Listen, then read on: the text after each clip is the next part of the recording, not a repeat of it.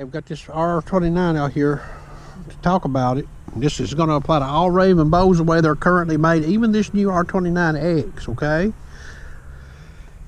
Save me from typing a whole lot on a form to explain something to people. Now, I might have made a good engineer if I'd have went to school.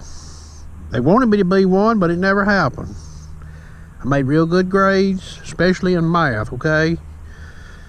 A+.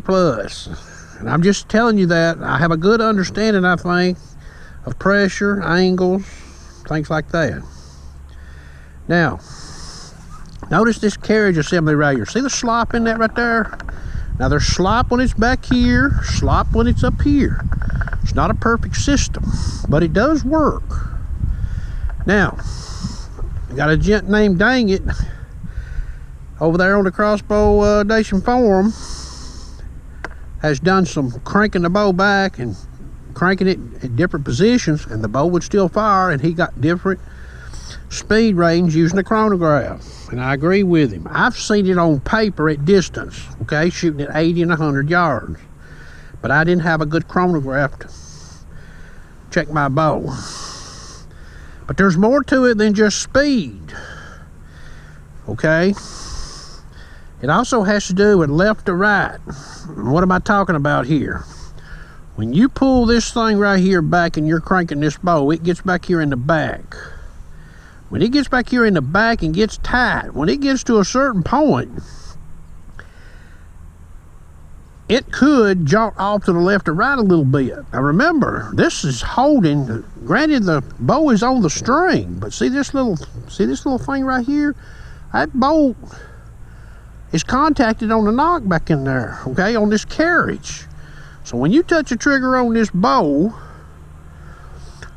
wherever the back of that arrow is setting is how it's going to start off. So if it's not setting the same, you're not going to get the same accuracy downrange, okay? So you see my reference marks I've put on here. Now, some people, you know, I don't know what they're doing with these bows, but you know, you don't shoot one of these like a 22 semi-automatic, you know, boom, boom, boom, boom, boom. You crank the bow back, put a bolt on it, and you fire it. Now, some people may be shooting these bows a whole lot in one out, and I don't know what they're doing, but anyway, it doesn't take very long to glance at a good reference mark that you put on the bow, to look at it, see if you've got it cocked the same every time. Now, how are you going to know when your crank starts, the clutch starts giving up on it, other than you might see the POI on paper? It might be causing some bad accuracy, and you think it's you and your shooting style when it's this right here, okay? So you may be shooting your bow better than you realize. So I recommend not cocking these back as far as they'll come back, okay? Even if a crank is properly set up, try to stay about a click off of the back. That's a good safe bet, and put you a mark on it where you can see it. Now I used a tire marker here.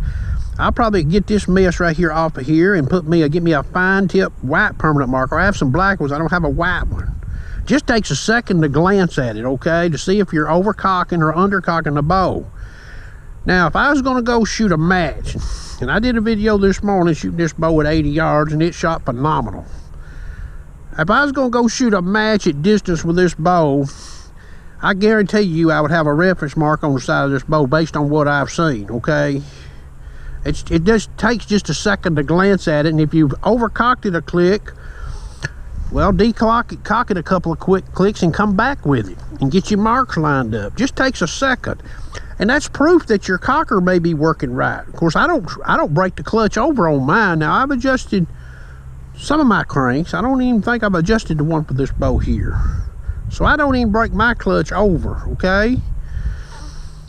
So I just thought I'd show this. But when this thing gets to the back, now remember, this strap is in here and there's tolerances. I mean, everybody, I guess what I'm saying is everybody thinks, well, this is all centered up. Well, from bow to bow, there may be some variation, okay? But the name of the game is to get this carriage setting the same under some tension back here every time. And the only way to do that is to cock it the same every time.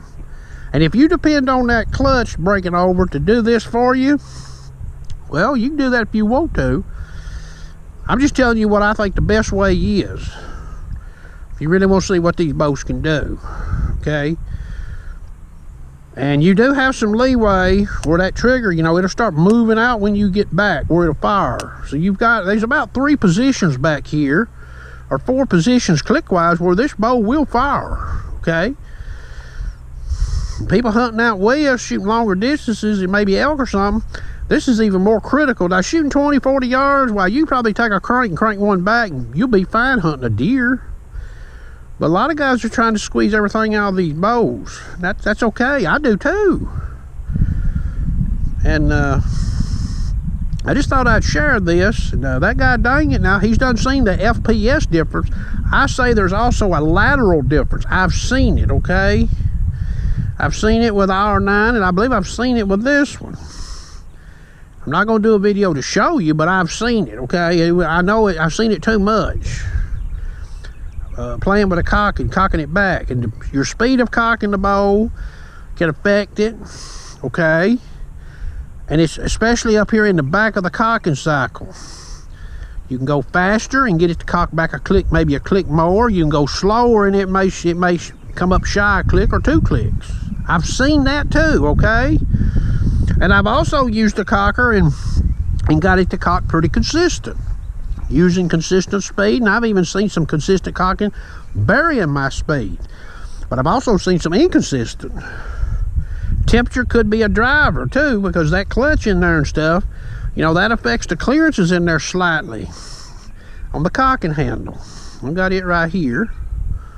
Okay, so it's not real hard. But you just need to get you a place back here, but don't be all the way back here in the back, because if you get back too far, this thing may start trying to move one way or the other with you. And it does have slack, you know, slop in it, okay? It's not a machine fit in there. It's got a slide for us to be able to use it. I hope you enjoyed.